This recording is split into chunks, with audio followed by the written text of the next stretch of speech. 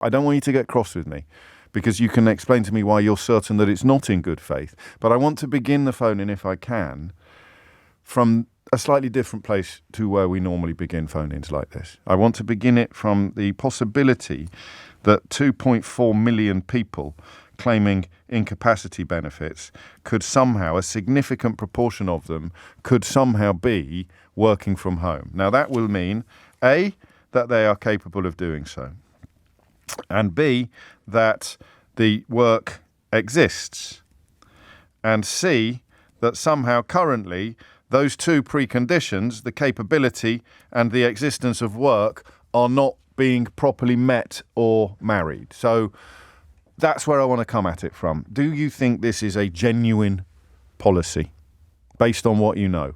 And it can be what you know about the system, or it can be what you know about the Tories. £4,680 a year to be removed from people who I think are already struggling to survive in many cases. And the threat of removing £4,680 a year from people on incapacity benefits, plural, is somehow designed to make the people who are capable of working in jobs that currently exist move into a space where they actually do the work that they're currently choosing not to work. And again, maybe I've picked the wrong topic to try and be a little bit more open-minded, if that's the right word, because again, this notion of choosing not to work when you could seems to me to be a deeply unfair characterization of 2.4 million people. Let's say, even if it applied to 10% of that total, that's 240,000 people.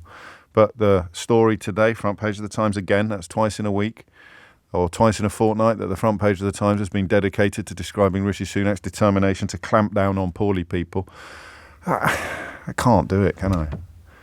I can't keep an eye. I mean, just even the language is obnoxious. A crackdown on poorly people. How do you even... working from home push to get more sick Britons off benefits. They're not even claiming that they're not sick. There's not even a claim here that people are malingering or faking their illnesses. They're simply saying that there are jobs that sick people could do at home. And for some reason, they're not currently doing them. And the reason that Rishi Sunak has come up with is because you're too feckless or lazy or work shy. And therefore, in order to focus your mind upon the necessity of doing the job that currently exists and that you're definitely capable of doing but are currently choosing not to do, they're going to take a significant chunk of your living allowance away from you. No, I'm going to hang on to the idea that it might actually be a real thing. It might be true. Perhaps the figure is more than 240,000. Maybe there's 1 million people in this country perfectly capable of doing jobs in their homes. And maybe there are 1 million jobs currently available and vacant in this country that people are perfectly capable of doing in their homes. And all it takes is a threat to those 1 million people to take away the pittance that they currently live on, and suddenly they'll discover the desire and the ability to do the job that they're currently choosing not to do. Look, all right, I've tried. It's 11:11. It's 10. I'll tell you the time in a minute. It's 11 minutes after 10. I've tried to set it up in a way that allows the possibility that this is a genuine attempt to solve a genuine problem. I saw a homeless woman this morning without any shoes and socks coming up the stairs at Leicester Square tube station. She had no shoes and socks. She had scabs on her feet. And I struggle to think that the top priority for a government should be people who are currently at home because they're too sick to work outside the home. You're looking for a problem-solving government, a government that looks at the country and sees problems that it thinks it can solve. And Rishi Sunak is looking at people on sickness benefit who aren't currently working. And I struggle to see that as a problem. I don't know whether I'm being naive or stupid or fair. I struggle to look at the state of the United Kingdom and think, do you know what we really need to do? We need to clamp down on people who have been judged by a cruel system to be sick, to be in need of incapacity benefits. This is not about people faking or malingering. This is about people in genuine distress. This is about people with genuine mobility or mental health problems. People are judged by a vicious and cold-hearted system to be in need of incapacity benefits are pretty near the top of Rishi Sunak's to-do list when it comes to problems that he thinks he needs to solve. And his solution is to be crueler to you. His solution is to make your existence worse. That's completely failed. How long did that take? 6 minutes? That's completely failed. This is me. I'm sorry. This is me. This is sincere. This is authentic. This is disgusting. They want to dehumanise them and demonise them. That's quite simple. They've always been doing it. Whichever vulnerable group they want to pick on for each week, it's always sick and disabled, then it's the immigrants, then it's whoever, the OAPs or whoever else. The poor in general, whichever branch you want to pick on. They always do it every week without fail. And to be perfectly honest, I know what it's like to go through the hoops. I'll be the first to admit, I have got a neurological condition caused by Lyme disease. It also affects my heart, and it affects my joints and muscles. And if I'm in front of a computer, if he thinks he says, "Oh yes, well, he can go do work from home." Yeah. If you've got what I've got, which is chronic Lyme disease, and you have seizures when you look at a screen for more than half an hour, especially a computer screen. Yes. You can't even afford a computer, James. Well, that's a point I hadn't thought of. People actually. can't afford it. So you need the hardware.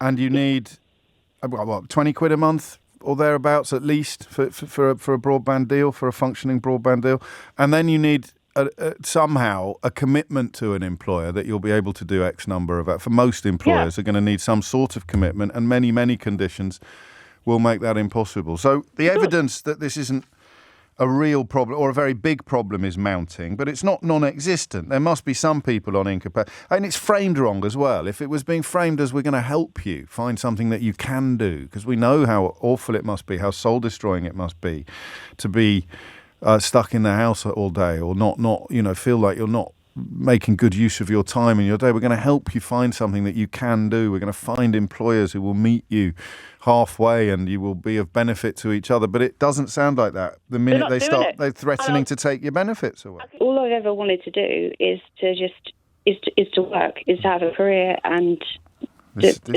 the best I could, but I've been completely hampered. No, of course you have. And this is the weird thing about Sunak's rhetoric. He's talking about you as if you've made a choice to be in the situation that you're in, talking about that we believe in the inherent dignity of a good job.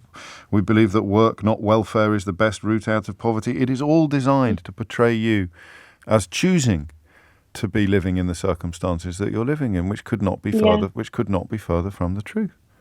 No, absolutely not. It's extraordinary. I do think it's partly because we're easy targets. Clearly. I don't know, but we don't have all the money. As you said before, the vast majority of people are claiming it absolutely legitimately, and it is a very small amount.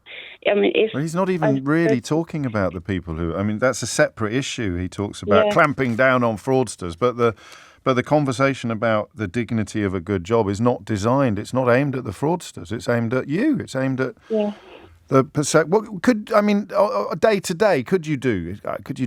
I appreciate it's a bit. It's not exactly what you were dreaming of when you signed up to do a PhD, but could you do data entry? Would you be able to do that? With a lot of difficulty. Yeah. I mean, it's taken me. I've been working on the CV that they've assigned me for almost a month. Because you're knackered all the time. Because you literally feel like you're swimming through cement. Yeah, literally, it really is like that. And I've often thought that if it wasn't for my mum, I think I would actually be homeless. I wouldn't have enough money to live on. And then you'd be in all sorts of bother. And the threat, now they're saying, get yourself a job or we'll take away what you do have. Leanne, sorry, I really am, but thank you as well, just for highlighting the reality of the existences that Rishi Sunak is trying to portray today.